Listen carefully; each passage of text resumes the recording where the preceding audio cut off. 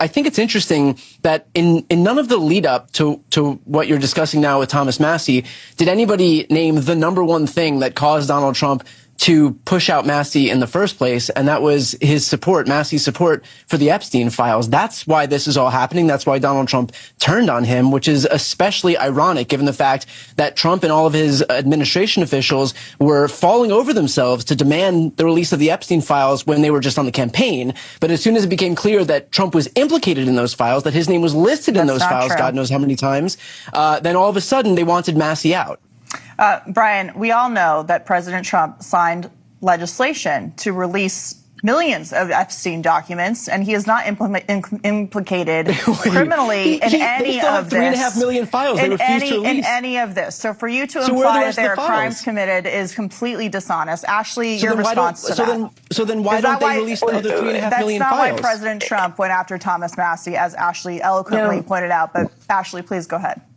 Yeah, no, I was just going to say that. I mean, Massie's been a problem for a long, long time. I mean, obviously, this is his 8th term. I mean, he doesn't vote with us ever. Neither one of you think that the Epstein files had anything to do with Trump turning on Thomas Massie? No, Brian, Massie hasn't voted for any of the Republican priorities. Not the big, big beautiful bill. Nothing. It's funny to me.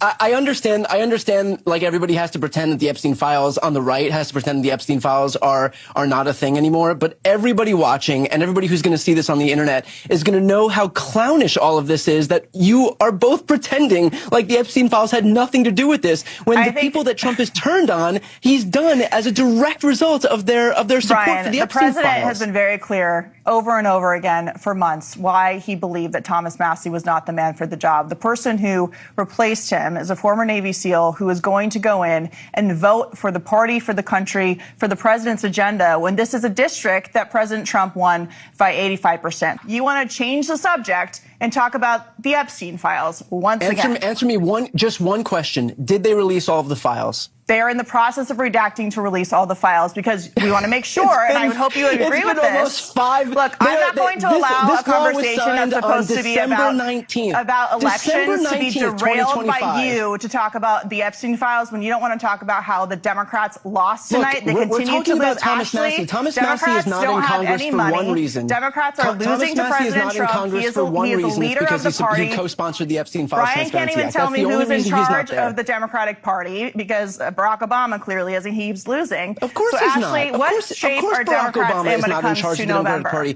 Brian, stop talking over me. I'm going to cut your mic. Stop talking over everybody. Nobody can hear you. No one can understand what you're saying. We'd like to have a conversation, not a talking over each other.